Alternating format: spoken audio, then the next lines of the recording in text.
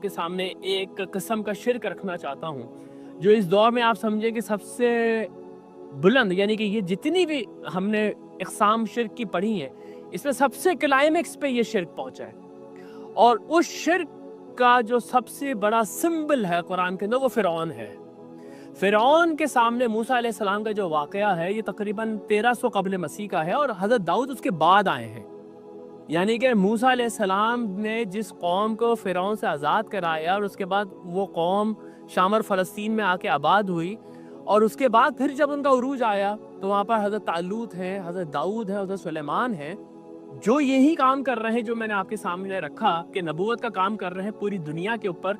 लेकिन उससे पहले एक बहुत बड़े रसूल का किस्सा कुरान में मौजूद है जो कि मूसा अलैहिस्सलाम है, लेकिन उनका सामना जिस मज़हब से है उसको आज हमने डिस्कस करना है।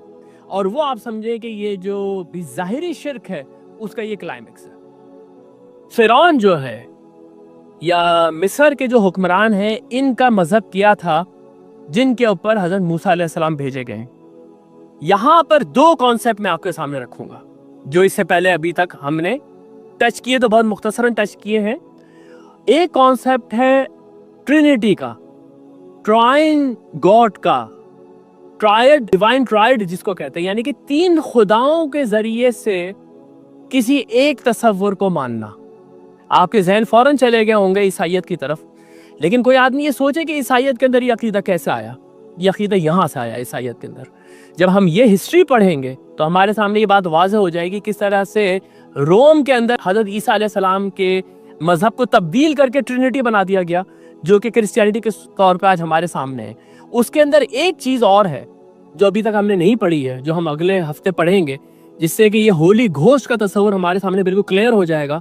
और फिर हम देखेंगे कुरान ने उसके लिए किस तरीके से अपनी आयत को वाज़ेह किया है। सबसे पहले तो आप ये देखें कि ये जो ट्रिनिटी का तस्वर है या ट्राइन गॉड का तस्वर है, ये इन नेचर मिथ्स को मानने वाली कौमों के अंदर एक वबा थी जो आपको हर जगह मिलेगी। हर मजहब के जहाँ पैंथियन है खुदाओं के, लेकिन कोई तीन खुदा हैं जो सबसे बड़े हैं, और वो जो तीन खुदा हैं वो बाकी सारे खुदाओं के ऊपर हुकूमत कर रहे हैं। वो तीन खुदा मिलके कोई एक खुदा बन जाते हैं। जैसे ये जो मिस्र का मजहब था, इस मजहब के अंदर तीन बड़े खुदा मिलके एक ट्रिनिटी बनाते थे।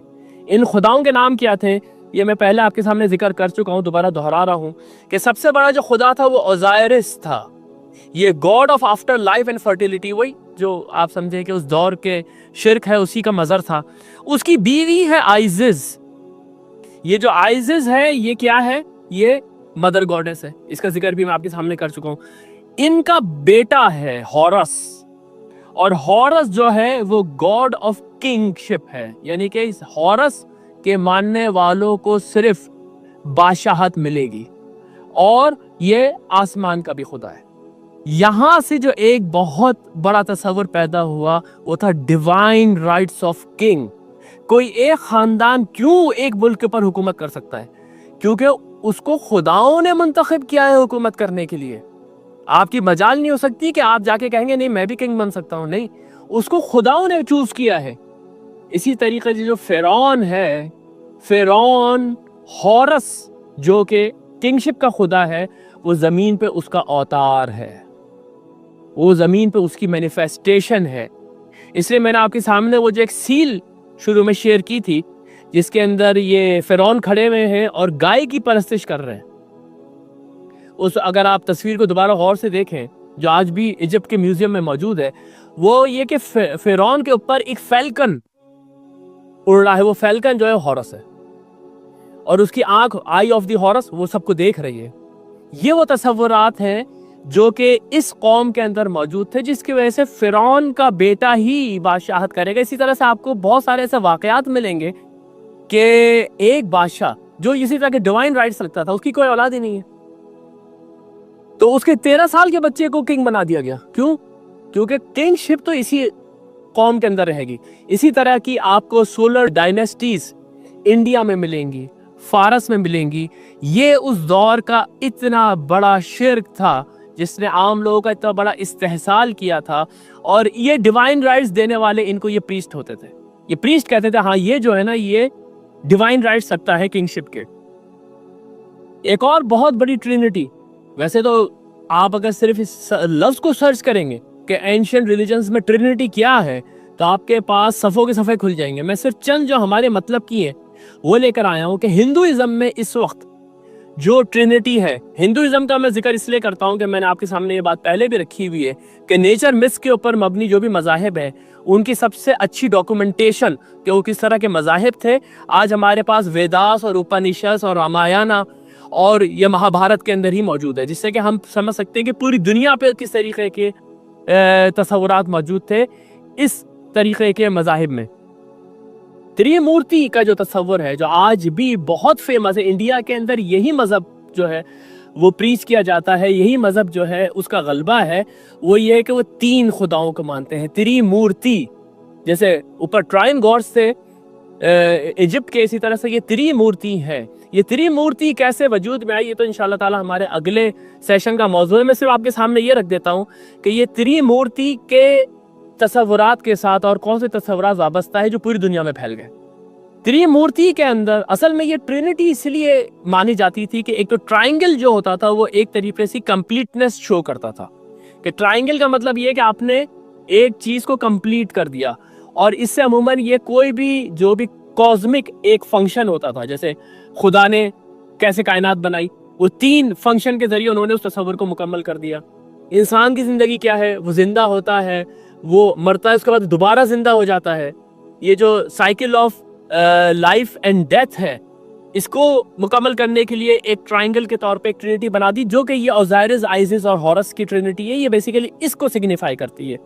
ये जो हिंदुइज्म की ट्रिनिटी है, ये आपको ये बताती है कि इनके नजदीक ये कायनात कैसे वजूद में आ गई और इस कायनात को कौन चला रहा है, ये तस्वर इस ट्रिनिटी के जरिए मुकम्मल हो जाता है। कैसे?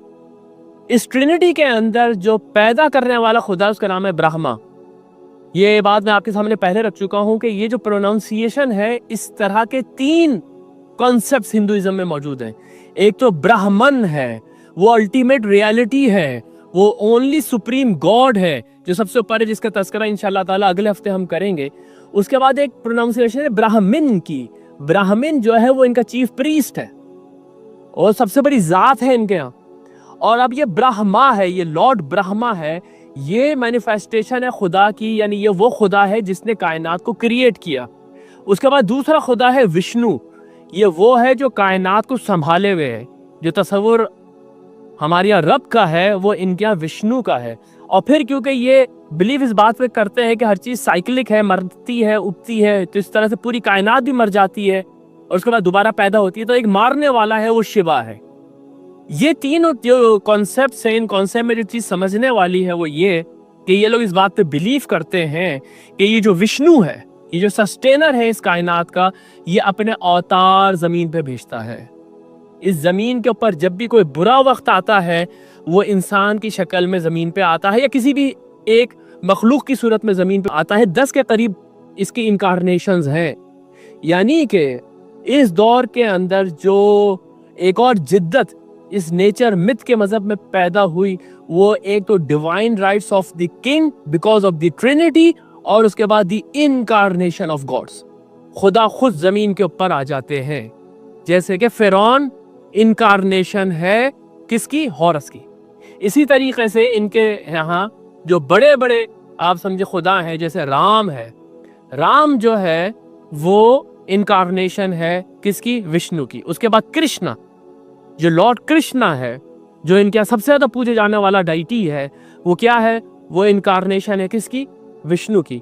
और इस तरह के कई और इनकारनेशंस हैं। और फिर सबसे आखिर में नबी अकरम सल्लल्लाहु अलैहि वसल्लम से पहले मक्का के अंदर कई खुदाओं को पूजा जाता था, लेकिन जो सुप्रीम ट्रिनिटी थी वो कौन थी? हम कई दफा जिक्र कर चुके हैं, लात, मनात और उज़्ज़ा। और कुरान में इन तीनों का जिक्र मौजूद है।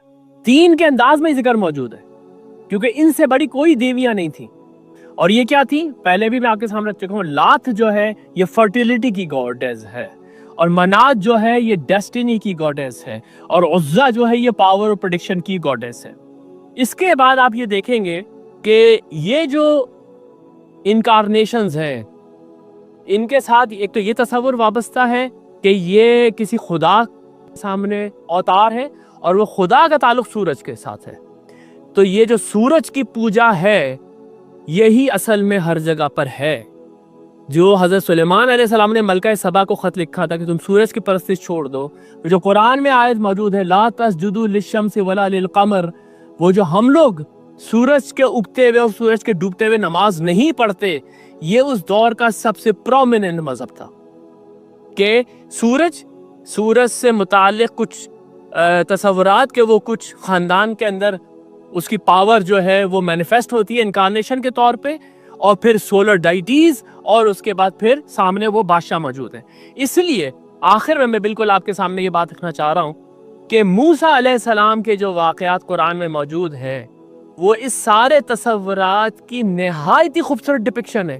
ہم لوگ اس طرح سے کبھی اس کو دیکھتے نہیں ہیں.